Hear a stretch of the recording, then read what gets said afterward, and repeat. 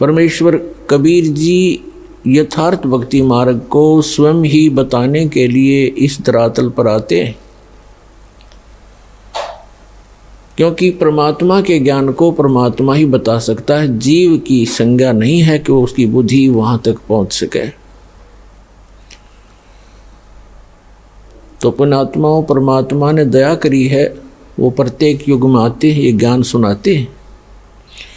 कहते हैं मानुष जन्म पाए कर जो नहीं रटे हरि नाम, जैसे कुआ जल बिना बनवाया क्या काम। जिस प्रकार कितना ही सुंदर कुआ हो, उसमें जल ना हो, बढ़िया उसका स्ट्रक्चर बना रखा हो, उसके ऊपर अच्छी छतरी लगा रखी हो, और जल उसके अंदर है नहीं, उसका नाम भले ही कूप है, कुआ है, लेकिन गुण कुएं के नहीं है। ठीक इसी प्रकार मानव शरीर प्राप्त प्राणी यदि परमात्मा की भक्ति नहीं करते हैं तो वो ऐसे हैं जैसे जल रहित कुआ होता है। फिर परमात्मा बताते हैं मानुष जन्म दुर्लभ है, ये मिले न बारंबार, जैसे तरवर से पत्ता टूट गिरे वो बोर न लगता डर। साथी हमारे चले गए, हम भी चालन हारे, कोई कागज में बाकी रह रही, तात लगी है वार। वो पृथ्वीपति चकवे गए, जिनके चक्कर चलंत, रावण सरीखे कौन गिने भाई, ऐसे गए अनंत। मर्द गर्द में मिल गए वो, रावण से रणधीर, कंस के सी चाणूर से भाई हरणा कुश बलवीर। तेरी क्या बुनियाद है, तू जीव जन्म धर लेत, गरीब दास भगवान की भक्ति बिन, तेरा खाली रह गया खेत। अपने आत्माओं, परमात्मा ने आके जानकारी दी है कि आप ये सोचकर गलती करते रहते हो कि हम अभी बहुत दिन तक संसार में रहेंगे, क्योंकि जो 10-20 वर्ष के बालक हैं उनकी तो स्वाभाविक वृत्ति है कि अभी मृत्यु होगी नहीं,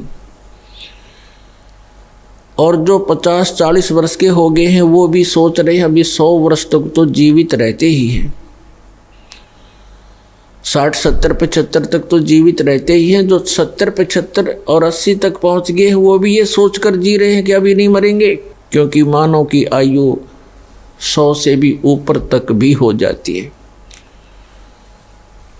लेकिन हमारी बुद्धि उस समय काम करना बंद कर देती है, एक्सीडेंट हो जाता है। 10 वर्ष के बालक, 20 वर्ष के बच्चे, 30 वर्ष के, 40 वर्ष के, 50 वर्ष के, या किसी बीमारी के कारण, रोग के कारण भी मृत्यु हो जाती है।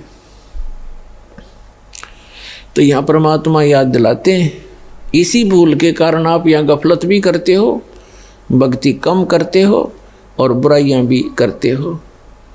जिस व्यक्ति को ये पता लग जाए कि तेरी मृत्यु अब कुछ ही दिनों के बाद होने वाली है, उसने ना तो बकवाद बावें, ना कोई इधर उधर की चोचले हैं, ना कोई कार और का कोठी की तरफ उसका ध्यान जावे। तो इस प्रकार एक भक्त की वृत्ति परमात्मा और परमात्मा के ज्ञान पर लगी रहे तो बहुत सी बुराइयों से बचेगा, भक्ति ठीक करता रहेगा। और ये सत्य है। परमात्मा कहते हैं कि साथी हमारे चले गए, और अपने ऊपर ही उदाहरण दे रहे हैं परमात्मा कबीर भगवान के साथी हमारे चले गए और हम भी चालनहार, कोई कागज में बाकी रह रही तात लागरी वार। पुण्यात्माओं, आप बहुत से उदाहरण देखते हो, प्रत्येक को पता है इस बात का कि एक फलाना व्यक्ति था, पूरा उसका संपन्न परिवार था और अभी आयु भी 50 वर्ष की भी नहीं हुई थी, मृत्यु होगी और उसकी उमंगें पता नहीं कितनी होंगी, ये करूँगा वो करूँगा, अभी ये करना शेष है, ये करना शेष है। एक मुख्यमंत्री आंध्र प्रदेश का, एक मुख्यमंत्री अरुणाचल प्रदेश के और एक पूरा का पूरा कैबिनेट यानी पूरा मंत्रिमंडल जिसमें 95 मंत्री और MP थे, पोलैंड देश के अपने जहाज से जा रहे थे, कोई हेलीकॉप्टर से जा रहा था और दुर्घटनाग्रस्त हो गए। उनकी कितनी आशाएं थी, उन्होंने पता नहीं कहाँ कहाँ पार्टियां अटेंड करनी थी, उनके स्वागत के लिए बहुत से उनके मित्र हार लिए खड़े थे गले में डालने के लिए, और उनके गले की हार फिर मौत बन गई। तो यहाँ परमात्मा कबीर जी कहते हैं, मौत भूल गया बावड़े तन अचरज किया कौन, वो जाने का दिन तो भूल चुका है। मौत विसारी बावरे अचरज किया कौन, और ये तन माटी में मिल जाएगा जो आटे में लौन। तो पुण्यात्मा परमात्मा हमें याद दिलाते हैं कि साथी हमारे चले गए,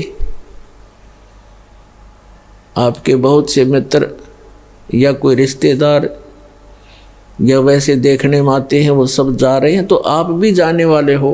कबीर साहब कहते हैं आप भी जाने वाले हो, कोई कागज में बाकी रह रही है, यानी कोई शेष आयु है आपकी, और जिस दिन वो कागज पूर्ति हो जाएगी यानी आपका आयु का समय पूरा हो जाएगा तो तुरंत चले जाओगे, चाहे कितना ही आवश्यक कार्य आपका शेष रह गया हो। क्योंकि जिसको आपने अति आवश्यक कार्य मान रखा है, उसके अतिरिक्त उससे भी एक आवश्यक कार्य है परमात्मा की भक्ति, सेवा, सिमरन, गुरु की तलाश। वो आप नहीं करते हो तो परमात्मा आपके इन अनिवार्य कार्यों को महत्व नहीं देते, क्योंकि आपके जो प्रारब्ध में यानी किस्मत में, प्रारब्ध माने किस्मत, आपकी किस्मत में जो लिखा है आपको वही मिलेगा, चाहे चोरी कर लो, चाहे मिलावट कर लो, चाहे झूठ बोल लो, वो कर्म बिगड़ेंगे, मिलना उतना ही है। यदि आपने 2 नंबर का काम करके, झूठ बोल के, चोरी करके, रिश्वतखोरी करके, मिलावट करके धन इकट्ठा कर भी लिया, वो आपके पास नहीं रहेगा, वो तो जाएगा, कारण कुछ भी बनेगा, लेकिन आपके पल्ले फिर वो पाप रह जाएंगे। जो आपने उस धन को एकत्रित करने के लिए जो पाप इकट्ठे किए, झूठ बोली, चोरी करी, रिश्वत लिया, मिलावट की, तो वो पाप आपके पास रह जाएंगे, धन नहीं रहेगा। एक व्यक्ति ने लुटपुट के अपनी आत्म कथा बताई कि मेरा एक इकलौता पुत्र था, उसकी तबीयत ढीली रहने लगी, अस्वस्थ रहने लगा, उसका बहुत इलाज करवाया, झाड़े झपटों वालों के पास भी गए, जंतर मंत्र करवाए, देवी देवता पूजे, लोकल डॉक्टरों से, अपने शहर के डॉक्टरों से भी खूब इलाज कराया। अंत में पता चला कि उसके दोनों गुर्दे फेल हो गए, खत्म हो गए। उसके लिए कहीं ना कहीं से गुर्दे का अरेंजमेंट किया, आज से लगभग 25-30 वर्ष पहले की बात है। उसमें उसके कहते हैं जो किडनी ट्रांसप्लांट में लगभग 3.5 लाख रुपए लगे। वो लड़का स्वस्थ हो गया, विवाह की तैयारी हुई। 6 महीने के बाद उस गुर्दे चेंज कराने के 6 महीने के बाद बस दुर्घटना में मर गया। अब वो रो रहा था और अपनी आत्मकथा बता रहा था। उसने बताया कि मैं गढ़ा नीच आदमी था, क्योंकि जब तक इंसान सत्संग नहीं सुनता अपने बुरे कामों पर उसका कभी दिमाग नहीं जाता, उसकी बुद्धि नहीं काम करती। चाहे कितना निकम्मा आदमी हो और उसका कोई दुर्घटना हो जाए छोटी मोटी, वो न्यों क्या करे, भगवान मनीषा के बुरा कर दिया, मेरे साथ आज ऐसे क्यों घटी। हर दो निरे बुरे करता है सारा दिन। पहला बुरा तो ये है कि हम भक्ति नहीं करते, इससे बुरा और कुछ भी नहीं हो सकता जो भक्ति नहीं करते। और भक्ति करते हैं तो गलत गुरुओं के पास करते हैं या मनमाना आचरण करते हैं, वो भी बुरा ही बुरा है। फिर अपने पेट के लिए इंसान सारा दिन, ठीक है किसी का दाव ना लगता वो बात दूसरी है, नहीं तो जहाँ जिसका दाव लगे आज के वर्तमान के अंदर। पहले तो भगवान से डरने वाले व्यक्ति होते थे, बुरा करते समय 100 बार सोचा करते थे, आगे पीछे का हिसाब लगाया करते थे, मुझे पाप ना लग जाए, कोई हानि ना हो जाए, मुझे कोई नुकसान ना हो जाए, तो वो गलती नहीं करते थे। अब तो हम भगवान से दूर हो गए, इस भौतिकवाद में इतने फंस गए, इस विज्ञान को प्रमुख मानकर हम आगा पीछा कुछ नहीं देखते, जिस कारण से हम अधिक पाप करने लगे। और इस प्रकार हम बुरा करते हैं तो आगा पीछा नहीं देखते, और जब हमारे साथ कुछ घटना घट जाती है फिर विचार करते हैं। तो वो बता रहा था जी मैं घना निकम्मा व्यक्ति था, मेरे ये टेप रिकॉर्डर की दुकान थी, रेडियो रिपेयरिंग की और सेल परचेज की। उस समय ये कह रहा था कि तोल के भाव से रिफिल आया करती थी इनकी टेप रिकॉर्डरों की, रील होया करती पहले, अब तो सिस्टम खत्म हो गया। और सोनी का मार्क लगाता था, सोनी की ज़्यादा बिकती थी, सोनी कंपनी की। और उस समय 1.5 घंटे की जो सोनी की रील होती थी 30-35 रुपये की बिकती थी, और मुझे वो 2.5 रुपये में टोटल खर्चा था मेरा, और मैं 35 रुपये की बेचा करता नकली। खूब धन हो गया, कोठी बना ली, बढ़िया जुगाड़ कर लिया। क्यों? ये सोच करके अपने बेटे को सुखी करूँगा। और जब इस ज्ञान से मैं परिचित हुआ, वो पैसा गया और जिसको सुखी करना चाहूँ था बेटा गया। अब टक्कर मार मार के रो रहा हूँ। तो पुण्यात्माओं, परमात्मा याद दिलाते हैं कि आप जी जो साधना, जो भक्ति ना करके, भगवान से ना डर के अगर 2 नंबर से पैसा कमाओगे, वो पैसा नहीं रहेगा, लेकिन पाप ज्यों के त्यों रह जाएंगे जो वो पैसा इकट्ठा करने में आप जी ने अपना समय व्यर्थ किया और वो पाप इकट्ठे किए। तो पुण्यात्माओं, इस प्रकार हमने सत्संग माने से ज्ञान होता है। तो परमात्मा याद दिलाते हैं,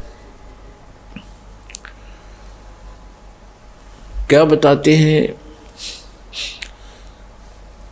पतझड़ आवत देख कर बन रोवे मन माही, ऊंची टहनी पात थे अब पीले हो जाही। परमात्मा याद दिलाते हैं कि जिस समय पतझड़ आती है और वन हमें याद दिलाते हैं कि आपके साथ ऐसी बीत रही है, आप ध्यान नहीं देते, आप गलत स्थान पर रह रहे हो, ये लोग ठीक नहीं है। और जो भगवान से दूर है वो तो महादुखी प्राणी है, और दुर्भाग्य उन प्राणियों का, मनुष्य जीवन उनको मिला या ना मिला बराबर है। ये इतना भयंकर लोक है। परमात्मा की शरण में आने के बाद जीव को यहाँ थोड़ा बहुत जीने की राहत मिलती है, और आने वाले जो संस्कार, किस्मत की जो आपदाएं हैं वो भी भगवान टाल देता है। परमात्मा को इसीलिए हम खोजा करते हैं। कहते हैं दुख में सुमन सब करें, सुख में करे ना कोई, और जय सुख में सुमन करें दुख का एक है। परमात्मा की भक्ति जो करते हैं सुख में तो उनको दुख नहीं होते, और यदि दुखी प्राणी भी परमात्मा की भक्ति करने लगता है सत्य भक्ति श्रद्धा से, उनके दुख भी दूर हो जाते हैं। तो हम भक्ति कर अवश्य रहे थे, लेकिन भक्ति कर रहे थे शास्त्र विधि त्याग कर मनमाना आचरण कर रहे थे। श्रीमद् भगवद गीता अध्याय नंबर 16 के श्लोक नंबर 23 में कहा कि अर्जुन, जो शास्त्र विधि को त्याग कर मनमाना आचरण करते हैं उनको न तो सुख होता है और न उनकी गति होती है और न ही उनकी कोई सिद्धि प्राप्त होती है, अर्थात यूजलेस, व्यर्थ। 16वें अध्याय के 24वें श्लोक में तुरंत कहा कि अर्जुन, इससे तेरे लिए कर्तव्य और अकर्तव्य की दृष्टि में शास्त्र ही प्रमाण है। किसी अन्य व्यक्ति की दंत कथा के आधार से तू अपनी भक्ति पर मत लगना, जो हमारे सद्ग्रंथ बताते हैं उन्हीं को आधार मानना। तो पुण्यात्माओं, हमारे जैसे आप जी का हमारा जन्म पवित्र हिंदू धर्म में हुआ, हमारे हिंदू धर्म के जो धर्म गुरु टीचर थे हमारे, वही हमारे सिलेबस से परिचित नहीं थे, तो हमें वो शास्त्र अनुकूल साधना बता नहीं सके, जिस कारण से हमारे पूर्वज प्रेत बने, पशु योनियों में चले गए। अब उनके लिए यत्न बनाते हैं, बाद में श्राद्ध निकाल दो, ऐसे कर दो, वैसे कर दो, तेरामी कर दो, वर्षी कर दो। फिर क्या होगा? वो चला गया जहाँ जाना था, पीछे पापड़ बेल रहे हैं। तो ये शास्त्र विधि त्याग कर मनमाना आचरण था। तो पुण्यात्माओं, परमात्मा बताते हैं कि पतझड़ आवत देखकर बन रोवे मन माही, ऊंची टहनी पात थे इब पीले हो जाए। कहते हैं पात झड़नता ये कहे, सुन भई तरवर राय, अब के बिछुड़े नहीं मिले, ना जाने कहाँ गिराएंगे जाए। तरवर कहता पात से, सुनो पात एक बात, यहाँ की यह रीति है, एक आवत एक जात। अब परमात्मा हमें उदाहरण देना चाहते हैं कि जिस संसार में आप रह रहे हो ये एक वन है, और इसकी यहाँ की रीति क्या है कि एक आता है एक जाता है। जैसे वसंत ऋतु आती है, पतझड़ कहते हैं, जब पत्ते झड़ जाते हैं सब वृक्षों के, और फिर तुरंत कोपल फूट आती है, और कुछ देखते ही देखते कुछ दिनों में वो पत्ते बनकर लहरा रहे होते, फड़फड़ा रहे होते। एक वर्ष वो फड़फड़ा लेते हैं, फिर पीले होकर गिर जाते हैं, तुरंत नई कोपल फूट आती है, और वो भी ऐसे ही गिर जाते हैं।